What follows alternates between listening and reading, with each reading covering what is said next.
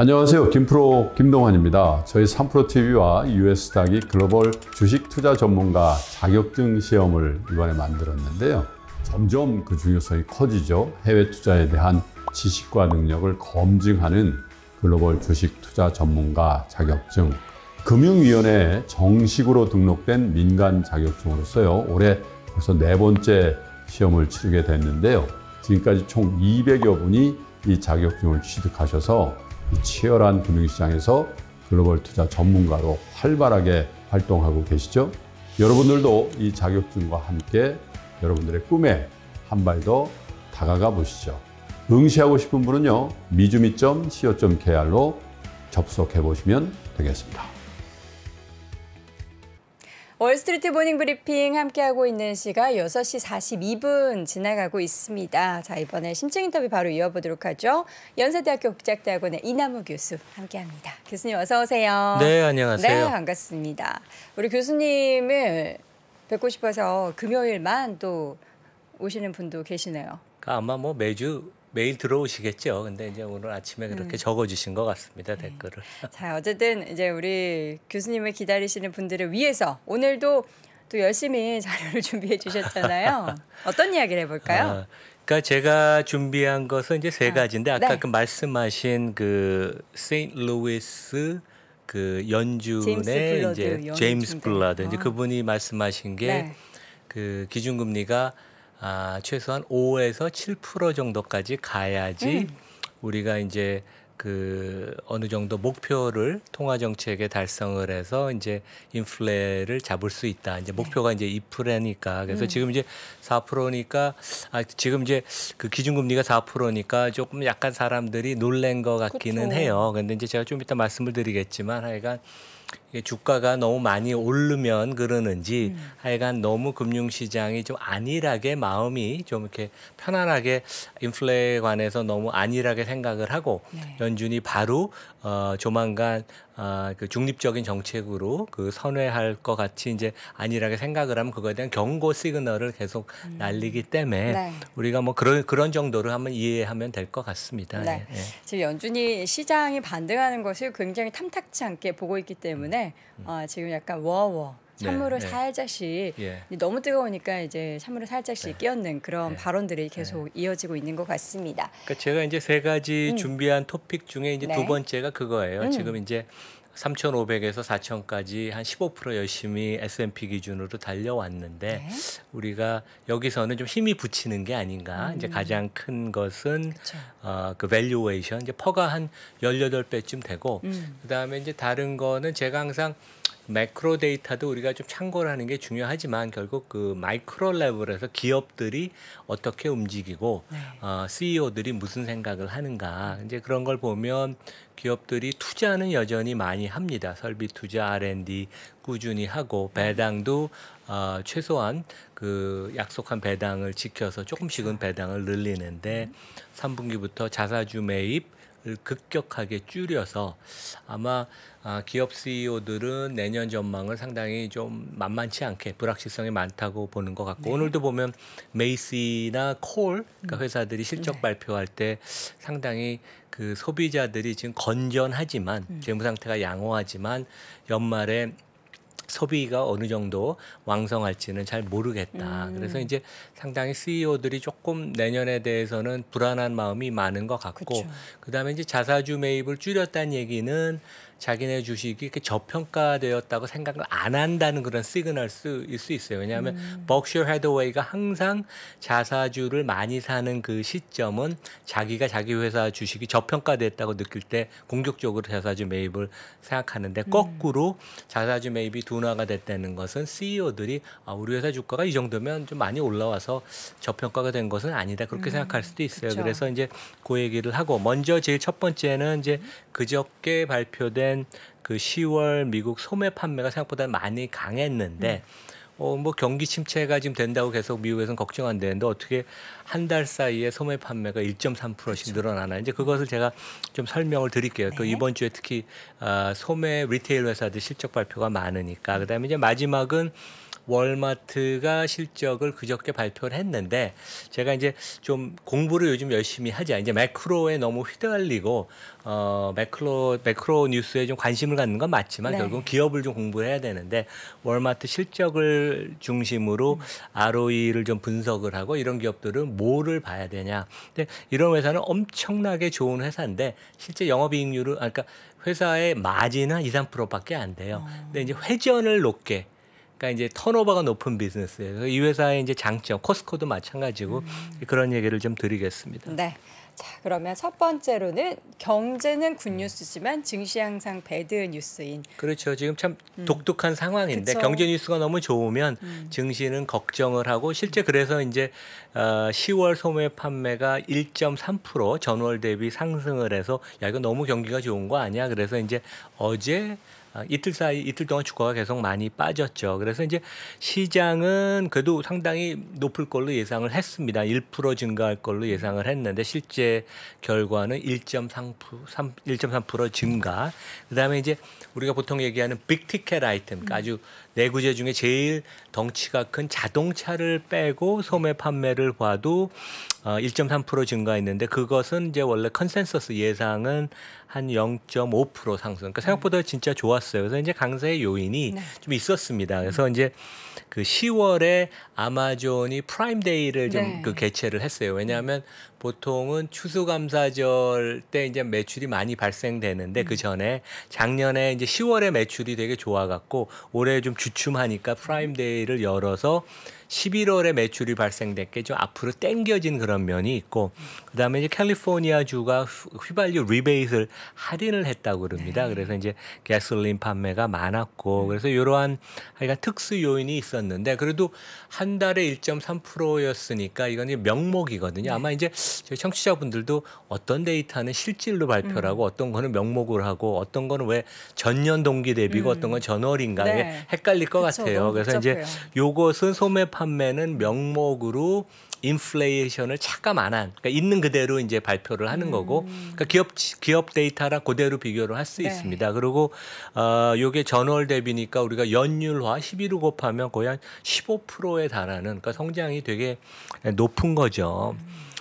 근데 이제 이렇게 볼 수 있어요. 우리가 이제 그 올해 상황을 어떤 한 식당이 그 뭐 국밥 장사를 하는데 올해는 이제 그 한 100개 정도를 하루에 한 100개 정도를 팔아요. 10,000원인데.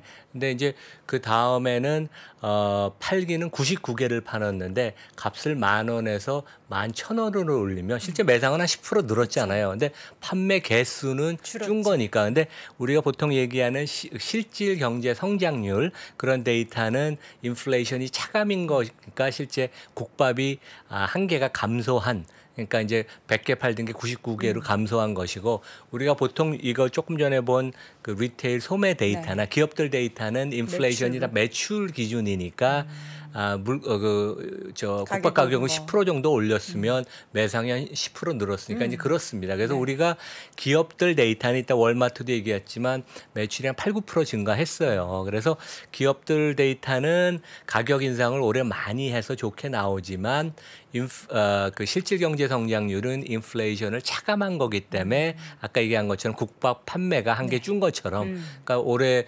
상반기에는 인플레이션 그러니까 그 실질 경제 성장률이 감소했죠. 그다음에 3분기에는 한 1.5% 정도 증가를 했고 우리가 그렇게 이해를 하면 될 것 같고 실제 뭐 이 데이터가 나오고 나서 월가에서도 이것을 조금 우리가 하여간 그 너무 확대 해석할 필요는 없다.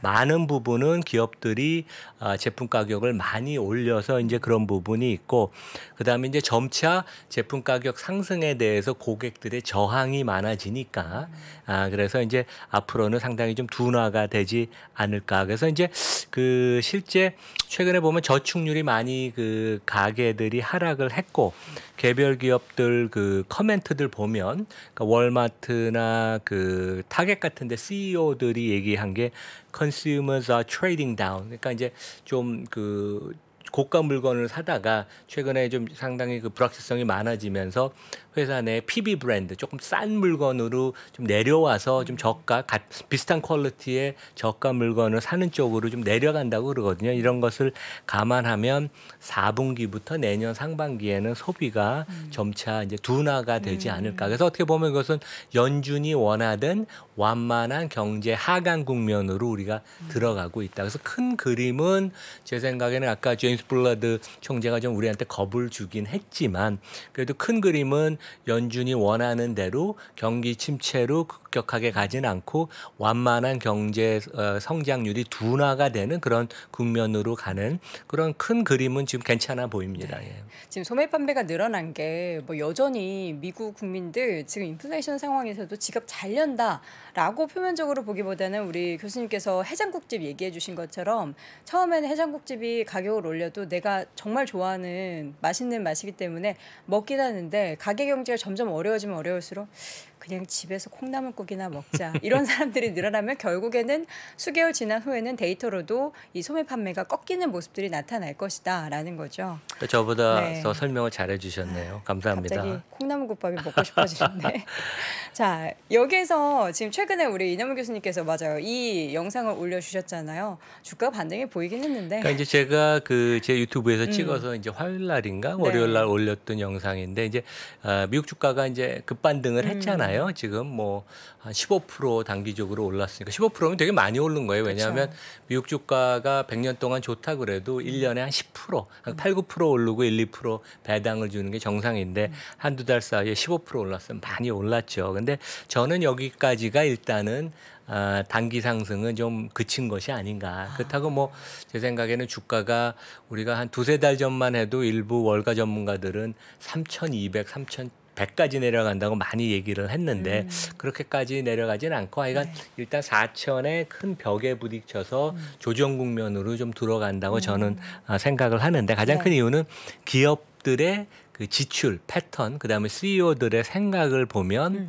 우리가 좀 그 증시의 흐름을 알 수 있지 않나. 그쵸. 그래서 이제 가장 제가 추가 상승이 어렵다고 생각하는 큰 이유는 첫 번째는 주가 밸류에이션이 4천. 그러니까 오늘도 좀 주가가 빠져서 3,930인가 그래요. 이 정도면 퍼 기준으로 18배니까 상당히 부담이 되는 수준이다. 그래서 단기적으로는 주가가 더 오르기 어렵고 가장 큰 이유는 이제 내년에 기업 이익 증가가 없거나 좀 경기가 진짜 안 좋으면 감익을 오히려 할 수가 있으니까 주가 상승이 이렇게 쉽지는 않다. 시장 전체로는 물론 개별 종목은 이제 오르는 종목들이 있겠죠. 그다음에 이제 두 번째는 CEO들이 아주 지금 신중한 것 같아요. 그렇죠. 그래서 이제 자금 집행하는 패턴을 보면 상당히 그 보수적이다. 물론 이제 월마트 같이 기업 성과가 좋은 데는 이제 그저께 실적을 발표하면서 추가로 200억 그 자사주 매입 계획을 발표를 했어요. 그러니까 이 회사 시가총액이 4천억 달러니까 자기 시총 한 5%를 이제 해당하는 것을 발표를 했는데 하지만 전반적으로는 기업들이 지금 되게 보수적이고 최근에 보면 자사주 매입 규모를 급격하게 감소를 시켰다. 그래서 이제 우리가 매크로 데이터는 참고를 한 거고 진짜 우리가 투자에 성공을 하려면 개별 기업을 꼼꼼히 봐야 되고 특히 개별 기업의 손익과 현금 흐름, 현금 집행이 어떻게 되는 것을 보는 게 중요하다. 그 얘기를 제가 좀 드리겠습니다. 저희가 간단하게 말씀드렸는데 자세한 영상 이남훈 좋은 주식 연구소 유튜브 채널에 올라와 있으니까요. 여러분 한 번씩 좀 확인해 보시면 좋을 것 같고요. 항상 이제 이런 데이터 보여주시잖아요. 파월 의장이 생각하는 지수단. 예. 그래서 이제 뭐 공교롭게 하여간 운 좋게 제가 여름부터 아마 연준이 S&P 지수 기준으로 3,500 이하 내려가는 건 두려워하고 왜냐하면 금융시장이 패닉에 빠질 테니까 그다음에 4,000이 넘는 것은 오히려 또 너무 시장이 안일하게 금융 정책이 지금 긴축으로 가는데 시장이 안일하게 생각하는 거니까 원하지 않을 것이다. 그래서 아마 이 연준 이사들이 돌아가면서 이제 그 매파적인 발언을 할 것 같아. 이제 그런 얘기를 했는데 가장 큰 근거는 제가 그냥 이렇게 뭐 계산 없이 한 건 아니고 하여간 4천이 되면 퍼가 18배인데 앞으로 중장기적으로 미국의 인플레나 금리가 상당히 고공행진을 과거 10년보다는 할 테니까 여기서 퍼가 20배 되고 그러는 것은 솔직히 가능하지가 않습니다. 그래서 하여간 4천의 벽에 부딪힐 것이고 결국 주가가 여기서 추가 상승하려면 아마 2024년에 기업이익이 회복되는 모습을 좀 더 우리가 가시적으로 볼 수 있으면 물론 그게 1년을 기다려야 된다는 얘기는 아니고 아니면 뭐 한 2분기 정도 지나면 2024년 기업이익을 얘기를 할 거예요. 그때가 되면 조금 더 주가가 모멘텀을 탈 수 있다. 그다음에 이제 우리가 쉽게 얘기하면 기업은 항상 CEO들은 이사회는 이런 생각을 합니다. 그러니까 우리가 기업을 경영하면서 주주들한테 이제 어떤 식으로 우리가 보답을 할까. 그래서 이제 성장을 하는 게 제일 쉬운 거죠. 그쵸. 설비 투자, R&D, M&A 같은 거. 최근에 M&A가 조금 늘어나고 있습니다. 되게. 그리고 이제 단기적으로는 배당을 분기마다 하면 주주들 구자에 현금이 들어오는 것이고 미국같이 자사주를 매입하고 소각을 바로 하면 즉시 주당 순이익이 증가를 해서 이제 주주 가치가 올라가는데 요 각각 항목을 우리가 좀 면밀히 내가 투자한 회사, 관심 있는 회사를 항상 살펴보는 게 되게 중요해요. 그래서 이제 제가 전에도 한번 말씀을 드렸는데 설비 투자, R&D 지금 엄청나게 미국 기업이 왕성하게 하고 있습니다. 금년 들어서 뭐 거의 15% 20% 계속 늘리는 걸 보면 중장기적인 전망은 기업 CEO들이 좋게 보고 있다. 그래서 지금 경기가 위축이 돼도 투자를 전혀 줄이지 않아요. 그건 되게 좋은 사인인 것 같습니다. 네. 배당도 안 줄여요. 왜냐하면 미국은 배당은 주주와의 약속이기 때문에 배당을 25년, 50년 이상 매년 증가시킨 기업들이 되게 많거든요. 제가 좀 이따 말씀드린 월마트도 25년 이상 배당을 매년 증가를 했었어요. P&G 같은 데는 67년을. 그래서 이제 배당에 대한 약속은 지키고 그러니까 특이한 것은 자사주 매입이 되게 그 1분기에 공격적으로 했었는데 50% 이상 증가시켰다가 3분기에 20% 하락을 시켰어요. 그러니까 그 자사주를 여전히 사지만 그 매입 규모가 작년보다 급감을 했는데 아마 이제 그런 그 사인인 것 같아요. 그래서 내년에 좀 기업들의 현금 흐름이 좀 빡빡하지 않을까 이제 그런 걱정을 하는 것 같고, 그러니까 약간 돈을 이제 그 신중하게 우선순위를 두고 쓰는 것이고 단기적으로는 아까 제가 말씀드린 것처럼 우리 회사 주가가 조금 최근에 반등해서 너무 오른 거 아니야? 그러면 자사주 매입하는 걸 일단은 좀 멈췄다가 주가가 다시 하락하면 적극적으로 집행을 하자. 이제 그런 시그널일 수도 있어요. 이건 저의 해석인데 이제 그래서 CEO들의 우리 마음을 좀 가급적이면 읽으려고 하는 게 중요하다.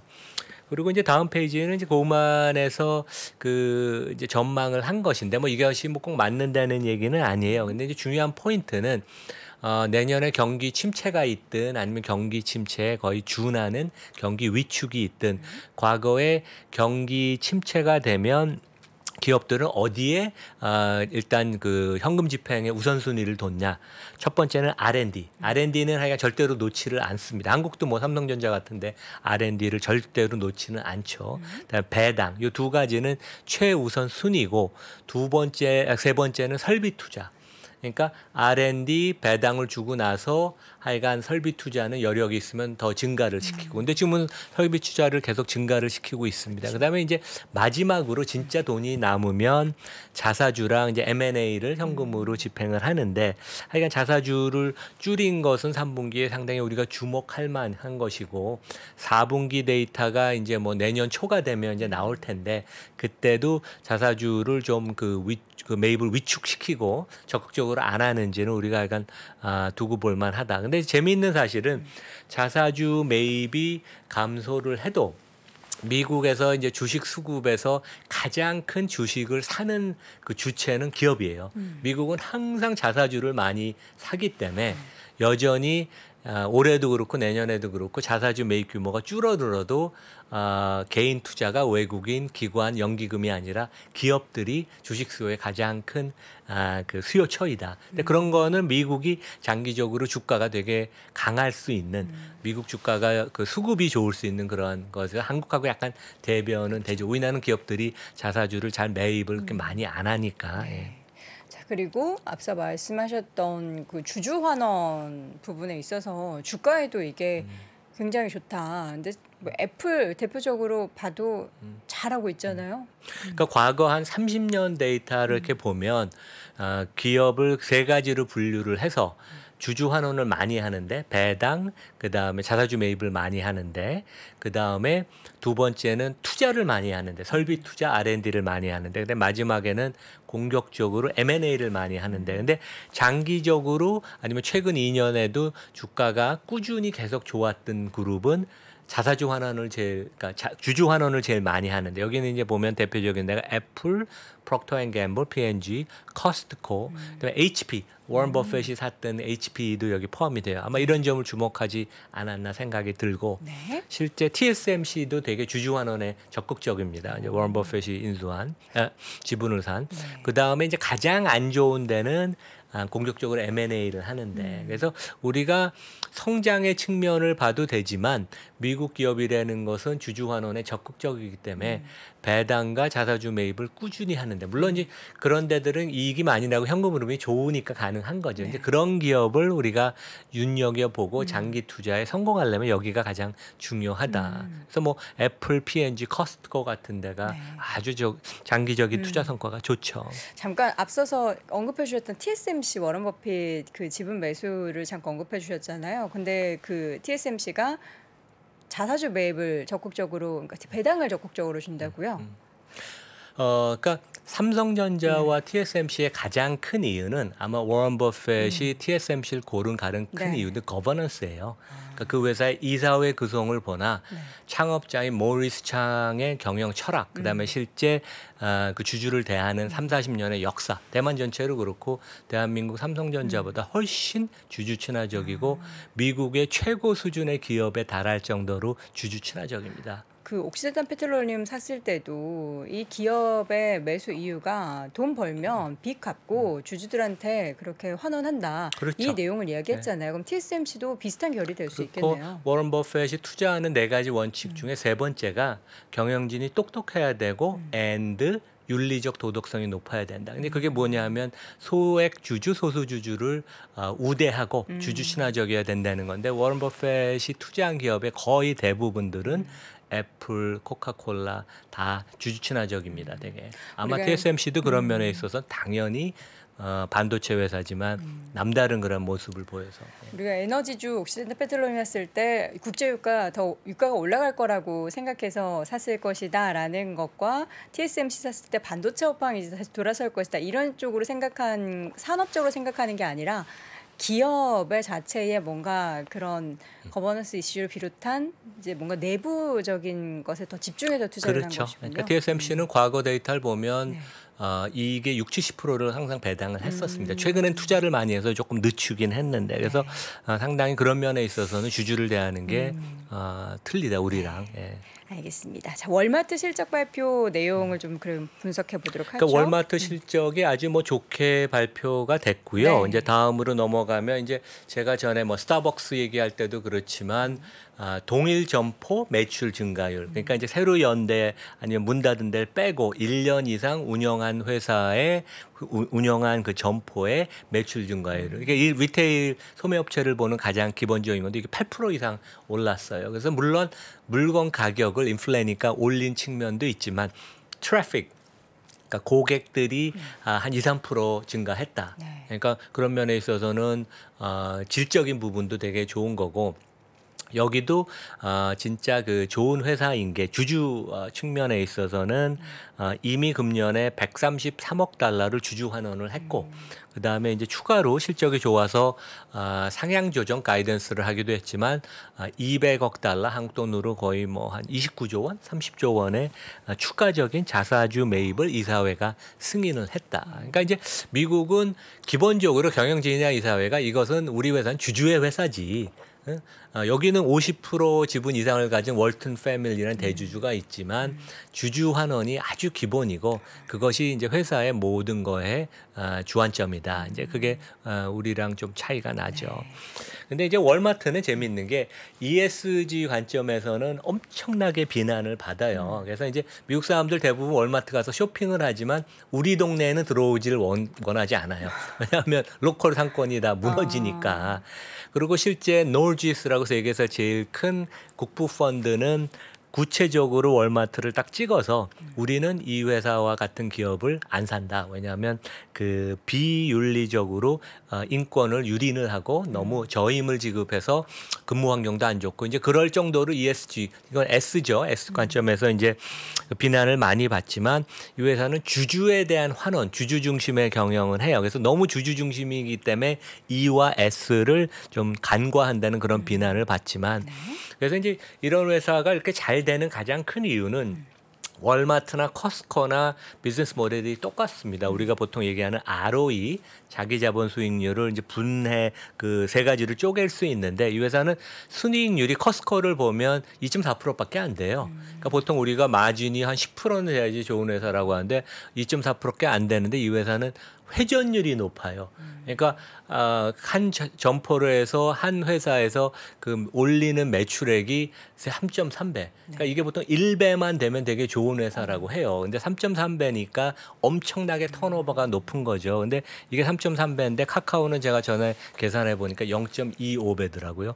그러니까 이제 그만큼 우리나라는 효율성이 기업 경영에 떨어진다. 이제 이런 지표를 미국은 경영진들이 적극적으로 보고 개선을 하고 이제 마지막은 이제 고만이 계산을 한 그 추정치인데 이런 그 주주 중심의 회사 그다음에 뭐 그 시가총액이 한 500조 원이 넘고 그 안정적인 비즈니스 모델. 그러니까 미국인들이 월마트 없이 살아갈 수는 없습니다. 되게 그런 회사 퍼가 한 21배니까 그다음 뭐 제 생각에는 상당히 뭐 믿을 수 있는 틀림없는 회사다. 그래서 우리가 너무 테크, IT 종목만 우리 바구니에 담지 말고 요런 그 안정적인 비즈니스 모델을 가진데 주주 친화적인 데를 포트폴리오에 한두 개를 꼭 넣으면 되게 좋겠다. 그런 말씀을 드리겠습니다. 장기적인 투자 관점에서 물론 단기적으로도 그렇지만 오늘의 키워드는 주주를 생각하는 기업을 선택하는 게 우리의 수익률 측면에서도 좋다라는 이야기 그리고 빅테크 외에 또 오늘 소매 판매 관련된 기업들 중에서도 한번